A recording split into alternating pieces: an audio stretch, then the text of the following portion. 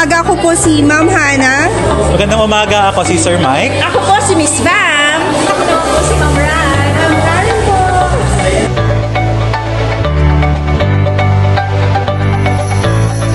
Okay, so generally, no, ang purpose ng ating event na ngayon, no, is upang maipagdiwang natin ang buwan ng mga puso. No, layunin din ng ating programa na maipadama sa ating mga estudyante na maaari pa din tayong mag-celebrate ng buwan ng pag-ibig kahit wala tayong kapiling, no? At maaari itong i-express sa pamamagitan ng singing at ng iba't iba pang uri ng arts, performing arts and visual arts.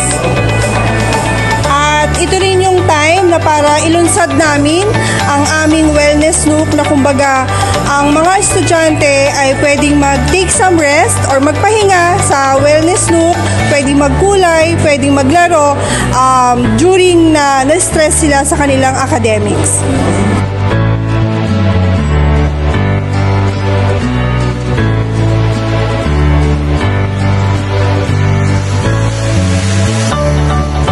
Okay, so yung mga booth muna namin. Ano yung mga activities namin for the 3 weeks, 3 week Fridays na tatakbo. Yes, Ma'am Karen. So, meron kami warm ball, warm hearts, free noodles for all. So, lahat po ng KLT community, pwede po po kami ng libreng handa. We also have photo exhibit which is at our back. Yan. Tada! Yan. So, ito ay gawa ng mga mag-aaral natin dito sa KLT upang ipakita nila ang kanilang pagkamalikhain, no? Pagdating sa pagkuha ng mga natatanging litrato na mayroong kinalaman patungkol sa pag-ibig. Ano pa ba, Ma'am Ran? Yun. So, inaanyayahan natin ang lahat ng mga regals na dumalo, makisaya, at makikulay. Makikulay. Yeah. Sa ating wellness nook. Okay. So, meron po kaming wellness nook, and this is our new initiative from the unit na kung saan pwede kayong magpahinga, pwede kayong sit down muna for a while if ever that your academics are really stressing you, no, with much, what do you call this one? Pressure.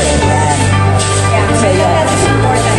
Tapos sa mga susunod, meron din kami sa susunod na Biyernes, meron kami Gratitude 3, which is a tapestry of love and thanks. So, ito naman yung mga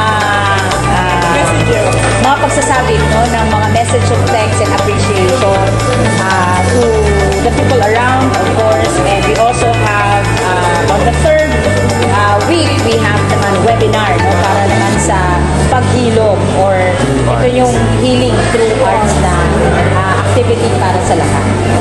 So, yun.